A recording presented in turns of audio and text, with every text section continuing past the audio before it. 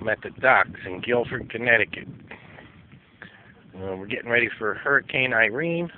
I figured I'd come down to the docks and take some video now while it's low tide. Come back later and get some videos during the storm.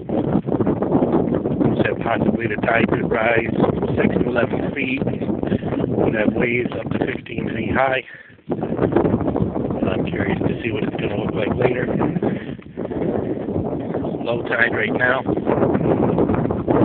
Should be coming in soon. I think they said 8 o'clock tonight is going to be high tide.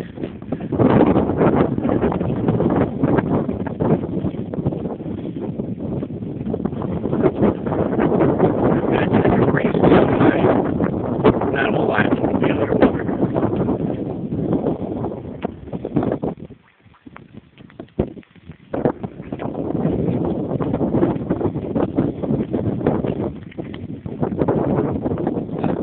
Back a little later on, just before dark, and get some more video.